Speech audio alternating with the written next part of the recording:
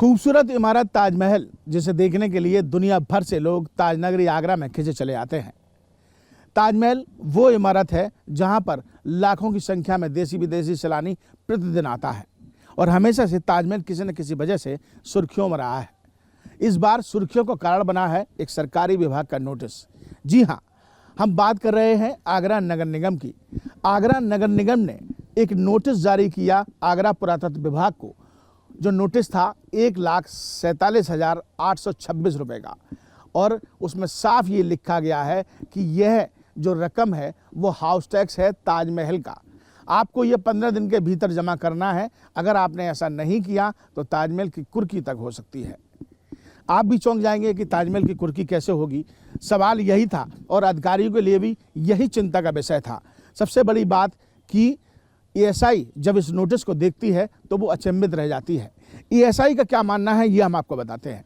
ESI का ये कहना है कि अगर 1920 की बात की जाए, जब राष्ट्रीय संरक्षित स्मारक इसको घोषित किया गया था, तब से लेकर अब तक यानी 102 साल में किसी प्रकार से किसी भी स्मारक पर, जो संरक्षित स्मारक है उसमें ताजमहल भी शामिल है, उस पर कोई भी नोटिस आज तक नहीं दिया गया है और ना ही किसी प्रकार का कोई टैक्स लगता है, क्योंकि ये जो स्मारक है वो केंद्र सरकार की देखरेख में काम करती है, ना कि नगर निगम में।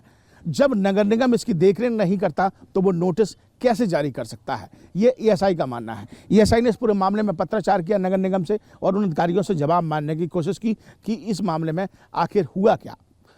आइए आपको सबसे पहले हम बताते हैं कि नगर निगम क्या कुछ कहता है। सबसे पहले आपको बताते हैं कि नगर निगम का ये कहना है कि नगर निगम ने इस पूरे क्षेत्र का एक कंपनी शाइन कंस्ट्रक्शन को टेंडर दिया, जो गृहकर था उनके बिल बनाने का, और उन्होंने पूरा एरियल व्यू के माध्यम से यहाँ पर एक मैपिंग की और मैपिंग के माध्यम से घर घर नोटिस जो गृहकर के भिजवाए, उसमें ताजमहल को भी शामिल कर लिया।